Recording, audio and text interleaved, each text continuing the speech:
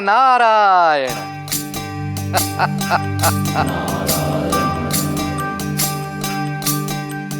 रे अबोध, रे मूढ़, मेरे आगमन की घोषणा करने की कोई आवश्यकता नहीं है।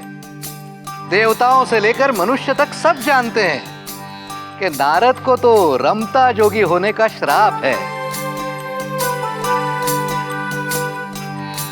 समय की भांति नारद भी एक स्थान पर कहीं टिककर बैठ ही नहीं सकता, कहीं भी किसी भी क्षण उपस्थित हो जाता है ना प्रजापति? प्रणाम। प्रणाम देवर्षि नारद। सत्य कहा आपने देवर्षि नारद, क्योंकि आप इसे दूसरों के निजी जीवन में हस्तक्षेप करने की स्वच्छंदता मानते हैं और इसीलिए आपका यह श्राप अभिशाप बन जाता है। किसी के साथ कुछ भी कष्टप्रद घटे वो आपके लिए आनंदप्रद हो जाता है। स्नेह, प्रजापति का अपरंपार स्नेह है मुझसे। और क्यों ना हो, हमारे पिता भी तो एक ही है, ब्रह्मदेव, और हमारे इष्ट देव भी एक ही हैं, भगवान विष्णु। कहिए, मेरे इस अनुशासित और सुव्यवस्थित नगर में आपकी उपस्थिति का कारण क्या है? प्रजापति, मैंने सुना है कि आप किसी दक्ष संहिता की रचना कर रहे हैं, आचार संहिता जैसा कुछ। ठीक सुना है आपने। ओह, तो क्या वो सारी बातें सत्य हैं? कौन सी बातें? नहीं, मैंने सुना है कि नारायण नारायण, जाने दीजिए, क्या बात करनी। क्या सुना है आपने देवर्षि? सुना है कि आपके निजी जीवन पर आजकल महादेव का गहरा प्रभाव दिखाई दे रहा है, और यह भी सुना है कि सती ने नारायण मूर्ति स्थापना में शिवलिंग की स्थापना कर दी।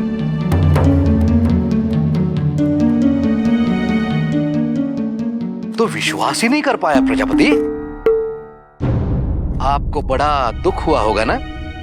या फिर कहीं ऐसा तो नहीं प्रजापति कि आप स्वयं महादेव के साथ संधि करने का विचार कर रहे हैं?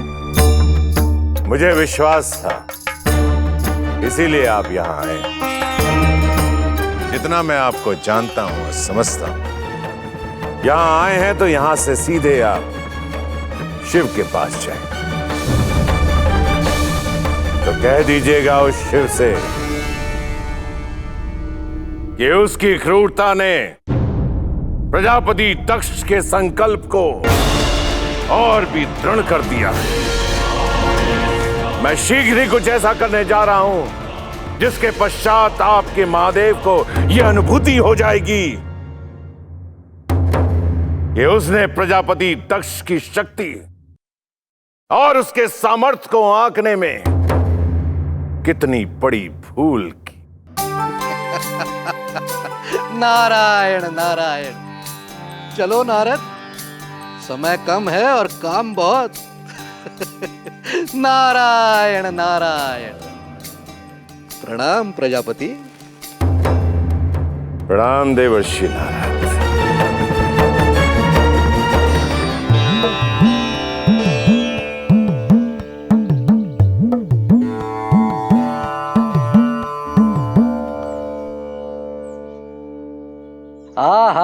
हा, देवी सती के दर्शन। हा। परंतु इस दशा में, ओ हो, भोलेनाथ भोलेनाथ। महादेव, मैं आ रहा हूं, परंतु पहले यहाँ का तापमान तो नाप लूं। नारायण नारायण। नारायण नारायण। प्रणाम मुनिवर। सुखी रहो सती। परंतु तुम कुछ दुखी सी लग रही हो। और ये क्या है? प्रायश्चित। प्रायश्चित? हमारी सती ने ऐसा क्या कर दिया जो उसे प्रायश्चित करना पड़ रहा है? था कुछ। पिताजी का आदेश है कि मैं 1,00,000 कमलों पर विष्णु नाम लिखकर उसे पूरा करूं। क्या कह रही हो सती? यदि दंड इतना कठिन है तो अपराध भी उतना ही बड़ा होगा।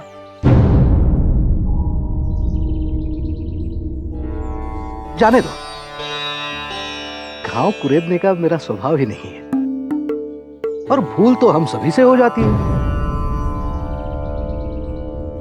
वैसे सती, मैंने सुना है कि तुमने बहुत बड़ा कार्य कर दिखाया है। पिता द्वारा आयोजित विष्णु मूर्ति स्थापना में तुमने महादेव को बुला लिया। सती, तुम इतनी साहसी हो मुझे ज्ञात नहीं था। वो साहस नहीं, मेरी मूर्खता थी। भूल की थी मैंने, पिताजी को दुखी किया, उसी का प्रायश्चित कर रही हूँ। मैं कदापि उस प्रसंग की चर्चा नहीं करना चाहती। क्यों क्यों? क्या तुम्हें महादेव इतने बुरे लगे? हाँ, वेशभूषा से तो सभ्य नहीं है, परंतु दिखने में तो ठीक ठाक है।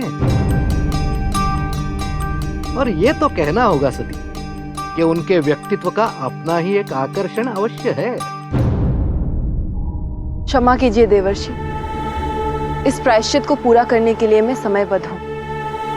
मुझे आज्ञा दीजिए। प्रणाम।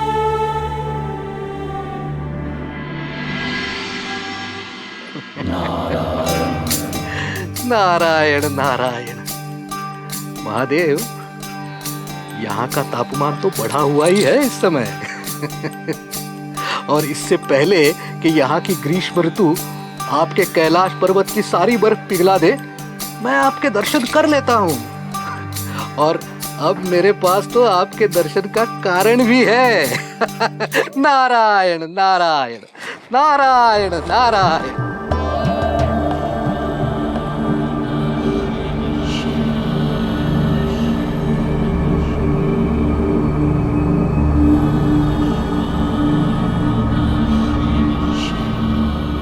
वाह महादेव वाह, विश्व के सबसे ऊंचे पर्वत पर बैठे हैं, संसार के सारे झमेलों से दूर। ले लीजिए जितना आनंद लेना चाहते हैं अपने योग का, वैराग का, परंतु शीघ्र ही ये सब बदलने वाला है।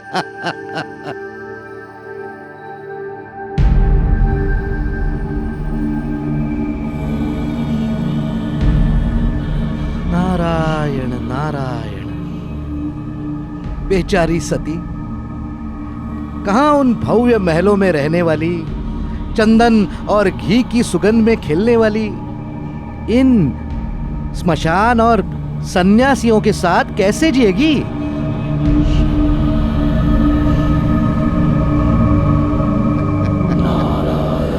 नारद मुनि, आपके मनोरंजन की पूर्ण व्यवस्था हो रही है। नारायण नारायण।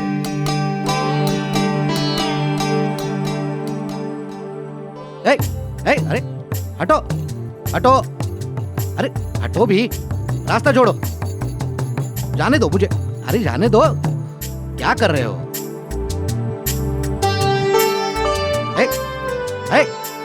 अरे हटो, रास्ता छोड़ो, छोड़ो रास्ता।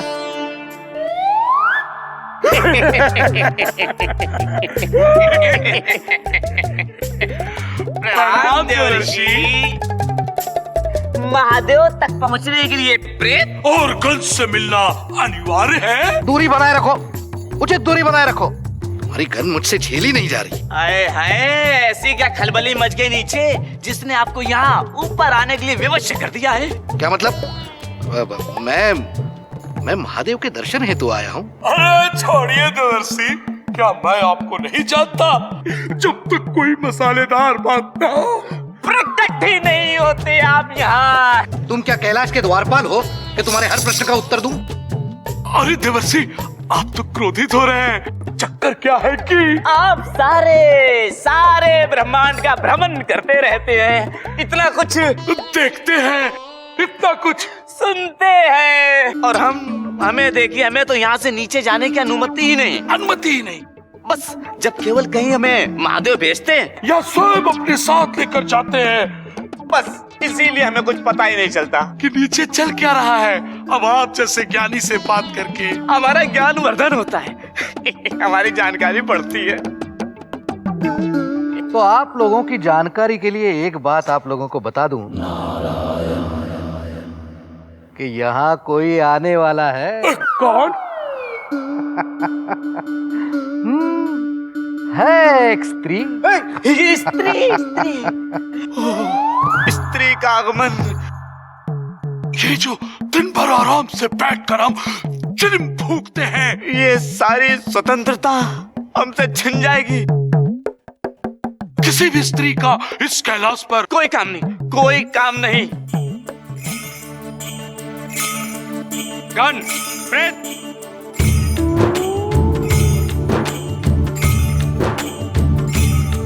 प्रणाम देवर्षि नारद। तुम दोनों सुधरने वाले नहीं हो, क्यों सताते हो देवर्षि नारद को? हटो हटो यहां से। देवर्षि नारद, आपका कैलाश पर नंदी स्वागत करो।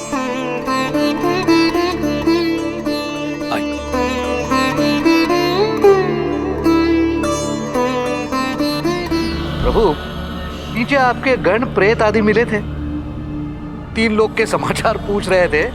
मैंने बताया उन्हें कि संसार में बहुत सारे परिवर्तन होने वाले हैं। पूछने लगे कैसे परिवर्तन? अब उन्हें क्या बताता कि दक्ष प्रजापति ने एक बहुत बड़े यज्ञ का आयोजन किया है, जहां मानव सभ्यता को वो आपकी पूजा न करने से नियमबद्ध करेंगे। दूसरी ओर दक्ष प्रजापति की पुत्री सती, बेचारी की मानसिक स्थिति कुछ ठीक नहीं चल रही है। आपके दर्शन करने के बाद न जाने क्या हो गया है उसे। आपने तो देखा होगा उसे, अति मनमोहक छवि, सर्वगुण संपन्न। प्रभु, मैंने जैसे ही आपका नाम लिया, उसके नैनों की विक्षिप्तता देखने लायक थी। क्यों ऐसी व्यर्थ बातों में समय नष्ट करते हैं नारद? प्रभु, दक्ष प्रजापति आपके विरुद्ध इतना बड़ा षड्यंत्र रच रहे हैं और आपको उसकी कोई चिंता नहीं है। दक्ष को मुझसे द्वेष है, पर यह समस्या उनकी है, मेरी नहीं। परंतु सती, उसके बारे में आपको कुछ नहीं जानना। सती, उसका क्या? प्रभु, आपने उसे ऐसा मोहित कर दिया है कि क्या बताऊं। ऐसी अवस्था हो गई है उसकी कि कुछ न खा रही है न पी रही है। प्रभु, आप उसे ऐसी ही स्थिति में छोड़ देंगे? नारद, मैं दक्ष के उस मंदिर में सती के बुलाने पर गया अवश्य था, पर केवल इसीलिए क्योंकि सती ने सच्चे मन से, सच्ची श्रद्धा से मुझे पुकारा था। एक वक्त के अलावा मेरे जीवन में ना सती का कोई महत्व है, ना ही स्थान। प्रभु, तो क्या आप सदैव वैरागी ही बने रहेंगे? पिता ब्रह्मा और माता सरस्वती, भगवान विष्णु और माता लक्ष्मी, इनके दाम्पत्य सुख देख आपके मन में गृहस्थी का मोह नहीं उत्पन्न होता? जैसे माता लक्ष्मी की उपस्थिति से वैकुंठ, मां सरस्वती से ब्रह्मलोक, वैसे ही क्या कभी ये कैलाश भी धन्य होगा प्रभु? कभी आपकी इच्छा नहीं होती कि इस बंजर वीरान कैलाश पर भी देवी माता के चरण कमल पड़े और इसका उद्धार हो? क्या इसका अधूरापन, आपका एकाकीपन आपको व्याकुल नहीं करता प्रभु? दाम्पत्य सांसारिक मोह से बंधने का एक माध्यम है, एक वैरागी के जीवन में इसका कोई अर्थ नहीं। क्या योगेश्वर शिव के जीवन में प्रेम का भी कोई अर्थ नहीं है? प्रेम का अर्थ अवश्य है। मेरे भक्त, मेरे गण, इनसे मेरा संबंध प्रेम का ही तो है। भले ही वो प्रेत हो, पिशाच हो, पशु या फिर मनुष्य, पर जिस प्रेम की ओर आप संकेत कर रहे हैं वो तो स्वार्थ और अहम से परिपूर्ण होता है। और मेरी साधना का ध्येय उसी स्वार्थ और उसी अहम का त्याग है। मैं जानता हूं विष्णु मुझे विवाह के बंधन में बांधने का प्रयत्न कर रहे हैं,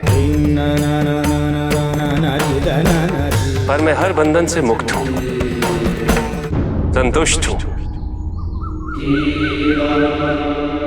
संपूर्ण हूं।